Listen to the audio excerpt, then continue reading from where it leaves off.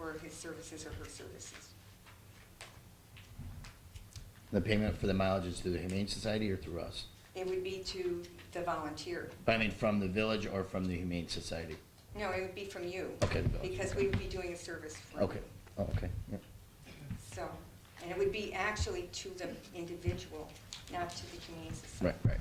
A lot of times what happens too is like Mike and I know I told a lot of you about it.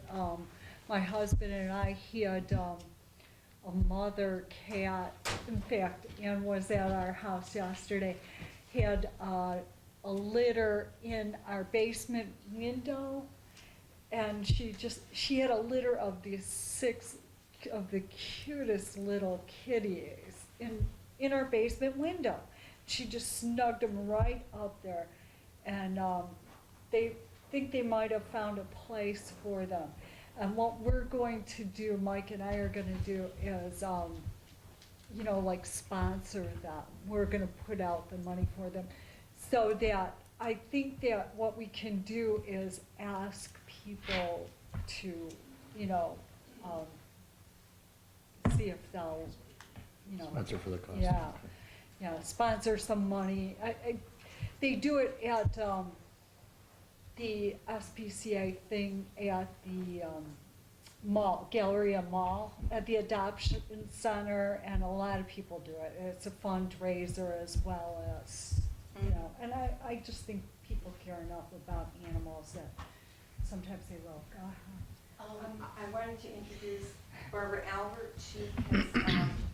She forwarded a letter to all of you, I believe, in October. Yeah. It was October of 2009, and it did appear in the paper. And if you'd like to say a few words. I also was enchanted last year when I saw a cat that had just given birth to her kittens in the enclosure where my dogs have their little running space. And I was first alerted by my dog, who went a little crazy, and I thought, oh, isn't that really neat? And I scooped them up and I moved them to a safer place. And about 2 days later, I saw another mother cat, not too far away, who had just given birth and was obviously a nursing cat. And I don't think it was a full week that went by before I realized that there were 3 cats that were in the proximity of my home. Now, the woman who spoke and said that she was feeding cats behind Mancuso's, I'm not far from there. There are local stories about a person who allowed cats to breed in her home and was allowing cats in and out and what have you. And I don't know if these cats are from there or not, but I know that 3 female cats and 2 male cats that I had identified the winter before, because I also put out food. I was concerned. People told me, well, if you feed them, they're assumed to be yours. And I was not, at that point, a cat owner, with the exception of 1 cat that I have at my yarn shop in Brockton. Well, so I put out food because I felt guilty, I felt badly. I wanted these cats to not suffer the type of hardship that I would suffer. Again, there were 2 males, 3 females. Each of those females had 6 kittens. I did find homes. I gave a home to 2 of the kittens. 4 of the kittens I found homes for, but I'm not the Humane Society, I'm a yarn shop owner. Didn't have the time to run around and do all of this. So I did watch as those kittens grew up and became part of the feral population behind my home. What concerns me is when the figure is said that it would cost about $100 per cat, and I know that that sounds like an awful lot of money.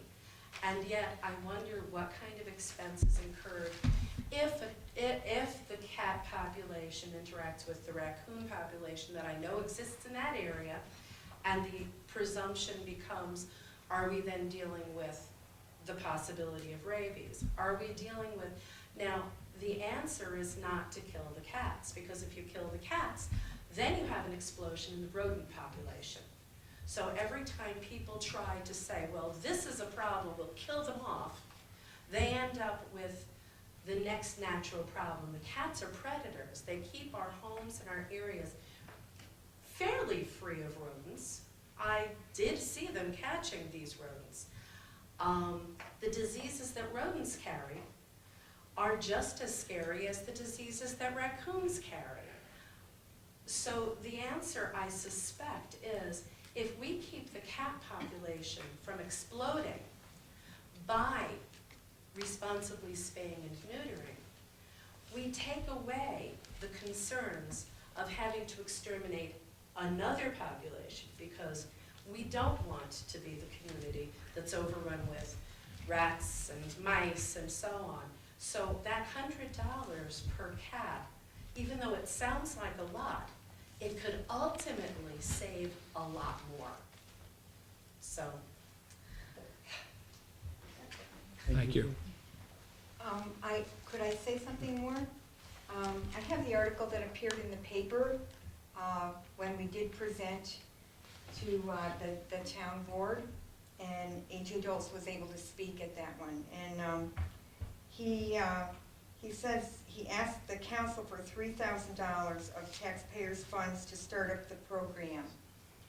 And that was the first year, and it took a while to get going, having to spend $1,000 on the traps, as I mentioned.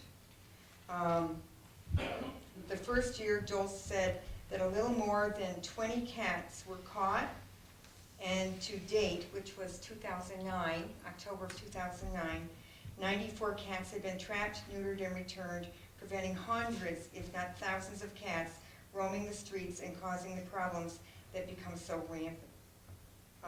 The objective of the program is to stop them from even getting into the streets, to spay, neuter, and return as many as we possibly can.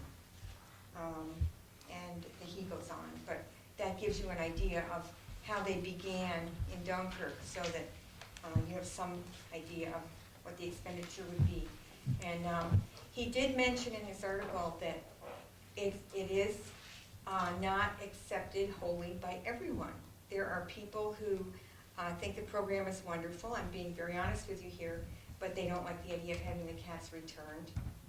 And these cats, this is their environment, and it seems to me, yeah, it seems to me that this should be done. Go ahead. All right. Cats, I know about cats. Cats live in colonies, and they're a family. And if you neuter them and return them, they stay in their colony, which disallows other male cats to enter, unless there are huge fights and there are battles and death and all this stuff.